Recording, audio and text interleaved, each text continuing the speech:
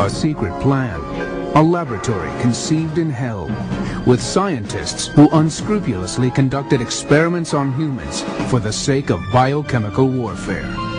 History International presents Unit 731, Nightmare in Manchuria, now on World Justice.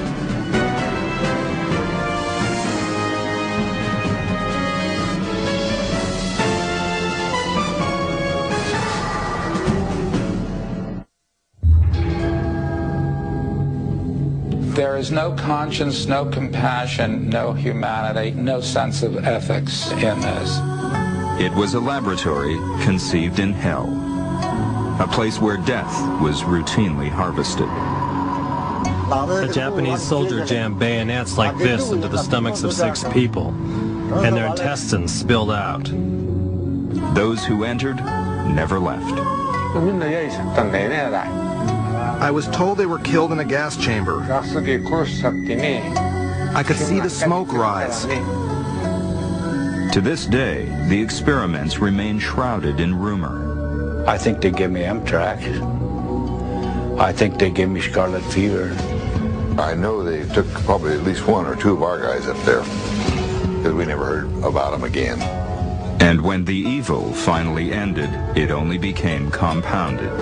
The U.S. government not only knew about these atrocities, but covered up these medical atrocities in exchange for the medical data. Today, the crimes remain unpunished. Everybody got away with what they had done. We must have justice for the victims. It was called Unit 731, and this is its secret story.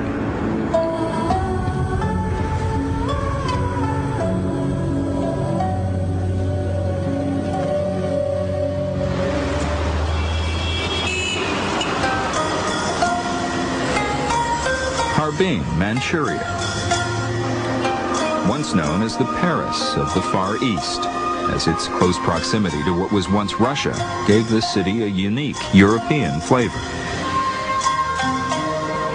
Today, Harbin is primarily a manufacturing center, and its 3 million inhabitants work hard to put specific horrors of the past behind them.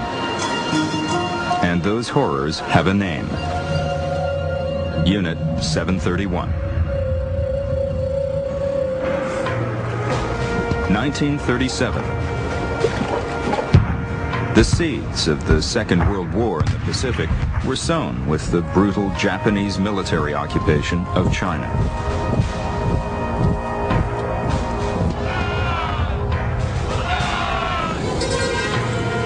The Japanese population had outgrown its natural resources, so the Empire of the Sun looked outward, saw the bounty of China, and decided to take what it needed. Their invasion left death and destruction in its wake. Cities, towns, and hamlets were leveled, looted, and burned. Rivers of terrified refugees fled the savagery. Those who stayed were subject to rape, imprisonment, enslavement, or death.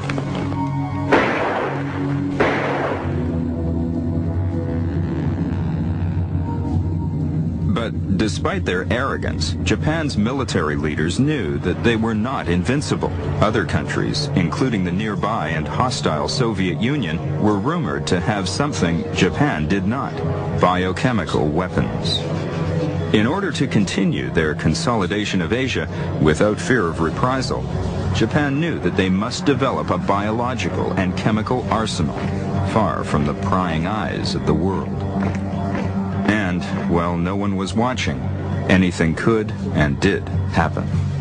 Thousands of Japanese scientists, technicians, medical doctors, veterinarians, dentists, all sorts of professionally trained scientific personnel engaged in the most atrocious actions that one can imagine.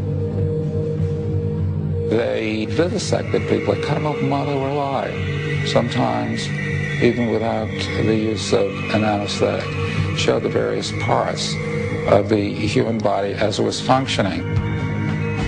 Modern biochemical warfare began in 1915 during World War I. an attempt to break the bloody stalemate of trench warfare, the Germans deliberately deployed chlorine gas on its enemies. The weapon proved extremely effective but imprecise. A shift in wind direction could kill the attacker as easily as the attacked. But soon, both sides were using chlorine gas routinely. World War I started this notion of total warfare, of slaughter on a scale which the world had never sort of experienced before. To win a war, people thought you had to be willing to employ any weapon. Notions of morality in warfare were very fluid indeed. Shocked by the human cost of these weapons, 10 years after the first use of gas, the Geneva Protocol, a treaty ratified by 145 countries, including Japan, banned gas and biological weapons. But mere words on paper were not enough to stop an opportunistic Japanese army officer from conceiving the plans that would result in the creation of Unit 731. An officer some called a monster, others a genius. His name was Shiro Ishii. To characterize him as a monster would be appropriate, because the man has no sense of humanity whatsoever. He loved his children. He was a good father. He was a good husband by the culture standards of the time. But one can say that Adolf Hitler liked children too. Shiro Ishii was born in 1892 into a wealthy Japanese family. His family owned more land than any other in their community, and with that power came privilege. The Ishii's almost feudal dominance extended to nearby villages.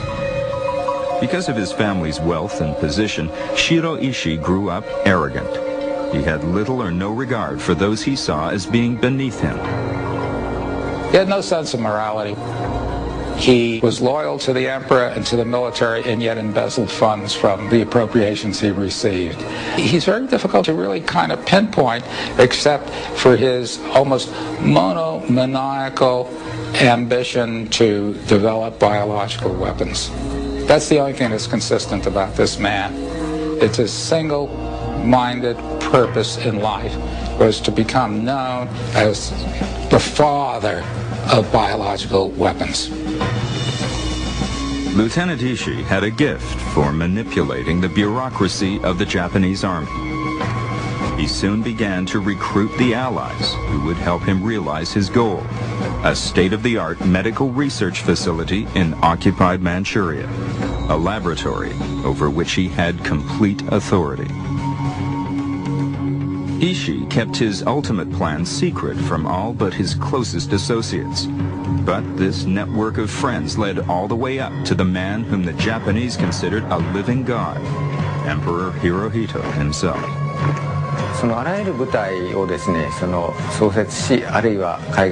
There could be no deployment of military units overseas or biochemical operations without orders from the Emperor. Emperor Hirohito's brothers, other relatives, most important was his uncle, actually participated. They visited some of these death camps, or what I term death factories. In 1936, by explicit imperial order, Ishii's dream was approved by Emperor Hirohito. Ishii immediately left for Harbin to supervise every phase of creation of the world's greatest medical research facility dedicated to biological warfare. Ironically, it was officially referred to as an epidemic prevention and water supply unit. And as Shiro Ishii assembled his scientific team in Harbin, he revealed the real reason for locating Unit 731 in China. The Japanese occupation of China was as brutal as their invasion. Secret police roamed the countryside, rounding up anyone suspected of opposition. Chinese and Russians who lived in Manchuria were fair game. Shiro Ishii saw an inexhaustible supply of research materials.